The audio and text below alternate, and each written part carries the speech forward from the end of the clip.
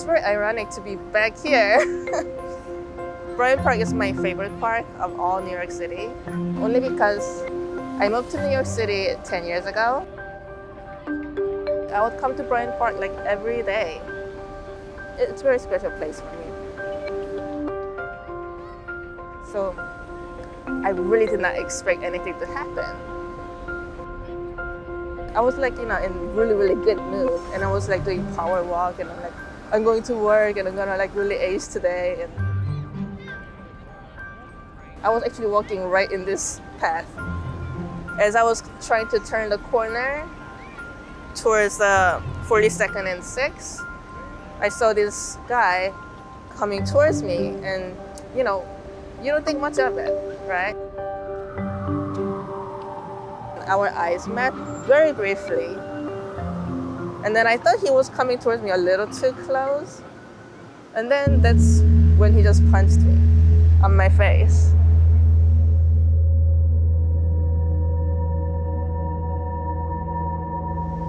At first, I didn't realize what was happening. I fell backwards and then my head bounced on the pavements.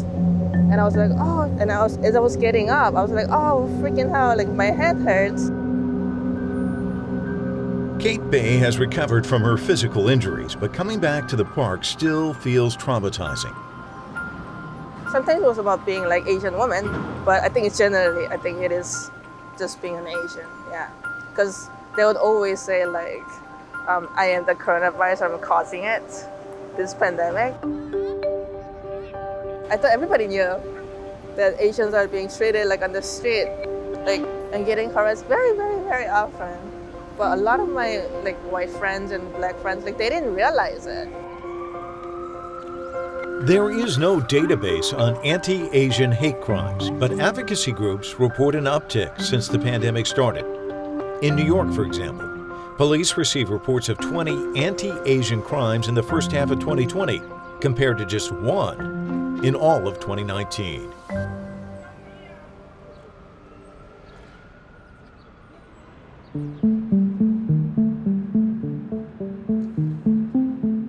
Historian Erica Lee says this discrimination traces back hundreds of years to when Asians first arrived in America. One of the persistent myths or charges about immigration has been immigrants don't assimilate, there are too many of them, they bring disease. So many of our policies have been used to target specific populations for exclusion when there was really very little danger of contagion. This is especially true with Asian immigrants and especially true with Chinese in particular. It's being seen as something that is somehow sort of genetic or biological to Chinese people, to Chinese culture, and that's a troubling echo from some of the earlier rhetoric and policies of the past. Ain't got no law underneath of you. One of the racist insults that persists: go back to your own country. Go to your own country. Go to your own country, dreamer. Bye. It was a whole mix of being shocked, confused, not really sure what's going on, but then also scared because he thought he could get so close and was just being really aggressive. Tara Paucom and her friends were picnicking in Virginia when a man approached and started yelling at them. And I heard this voice and it didn't sound familiar, so I looked up and this guy was grilling my friend. He just walked up and was like, so are you Filipino, Korean, what are you? He went from like crazy to like really crazy, like in our face, yelling racial slurs. It was almost like it was like surreal because you see things like that go viral on the internet, but you never like, or I guess relate to it as it happening to you. I started recording because, I was afraid that it was going to start escalating and getting worse. And I feel like in this day and age, people or law enforcement don't really believe you unless, they see it, or anyone really believes you unless they see it. The video has amassed more than 300,000 views since Tara posted it to social media in July. As a grade school teacher, Tara reinforces messages of tolerance and acceptance to her young students. Racism is taught. You're not just born having racism. It's learned from their parents, it's learned through behavior. Kids mimic what they see. They're like sponges. They hear and they see everything that the people they are living around or that are raising them, they absorb it and they give it off, whether you want them to or not.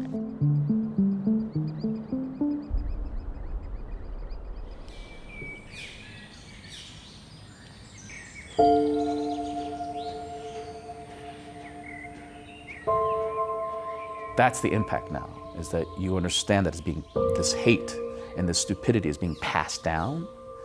That's what's frightening. He's 8. He's 8, and he had this racist thing happen when he was 5. 5. Specifically, they did the pullback, the slanty eye thing to him. A bullying experience from years ago that happened to Chil Kong's young son still leaves him outraged. What is painful to know is that when that was described to me, it was just a flashback of all the times that happened to me. And you don't understand how painful that was until the one person you always want to protect suffers that. Chil grew up in the Washington, D.C. area. Racism wasn't always obvious, but it was always there in some form. And what I've found is that times haven't changed too much. The othering of people who do not look white European is really easy to do. I've grown up in a world of microaggressions, which is really hard. People saying, "Where are you from?" and "Your English is really good." And it's clear what they're saying in their head is that, "Oh, you're not from here." And then once the fear of a pandemic has happened and people are calling it the China virus and the Asia virus, once you start associating a painful thing of harm with an entire group of people, it becomes so easy to distance. When you already assume that Asians don't belong here anyway, then of course, they brought it, so they should kick him out. People forget that step is a really short step when you're used to othering them anyway. Here at Adventure Theater, diversity is celebrated through performances and, since the pandemic started, online discussions. I want to take us up to and introduce our host for Mixing It Up. Aaron Quill, please come on out. Aaron? What we're trying to just make sure is that the people who come to our theaters get to see themselves. That is actually more powerful than anything else. Just that they can see their own stories up on stage, to hear their own language. Hello. Who are you then? I'm a rabbit. I think we've done a fairly good job of representing our entire community, in particular the growing kind of community that we see that's the future.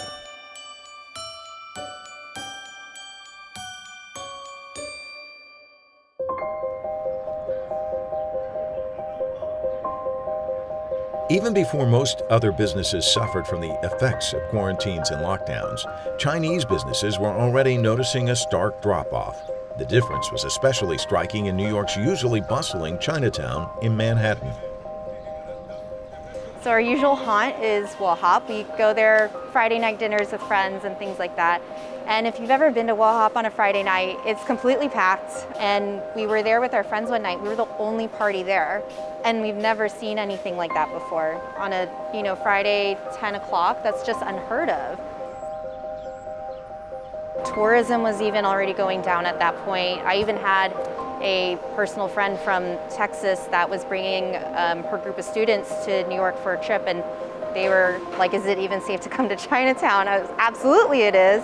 You could even just see it for your eyes, but in speaking with a lot of the business owners, many of them have been seeing declines of business up to 50%.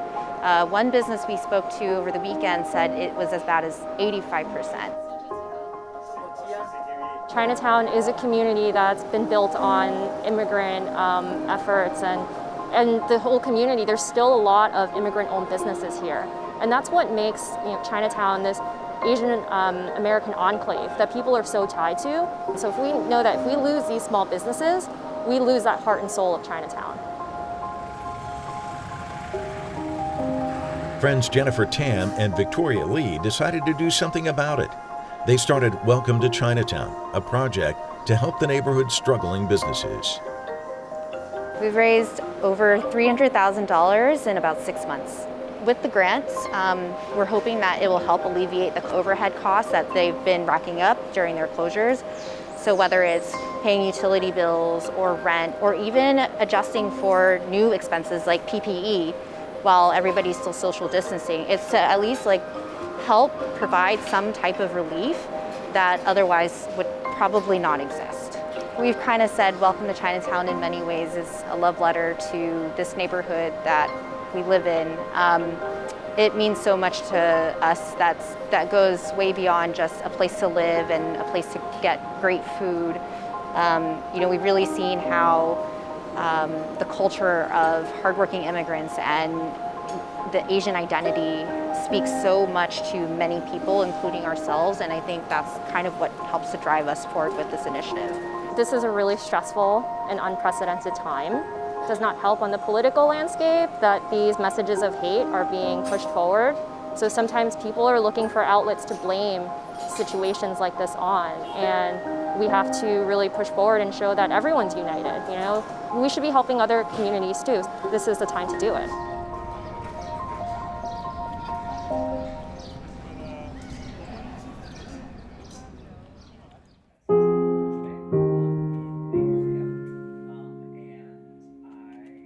There's degrees of racism, but you're racist, or you're not. And so, I love that people say who they're not, that, I'm not racist. The fact that you have to say it tells me you're racist. Your proof to me is in your behavior. I want my children, my students, to grow up in a time when racism isn't a thing.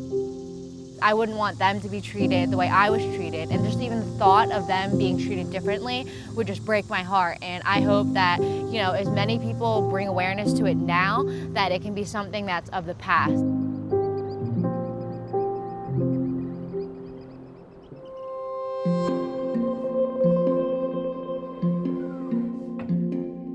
After taking a break from making art since she was punched, Kate Bay returns to the studio.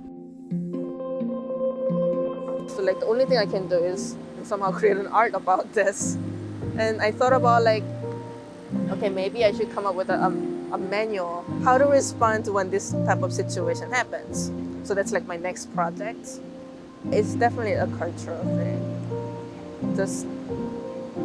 I think that's why Asians are easy target, because I think you just expect Asians not to retaliate. You know what I mean? It's you just comply and just go with it.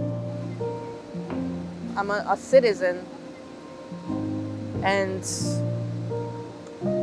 I'm an artist, so I almost felt I have to speak up. I really want to let people know that this is happening.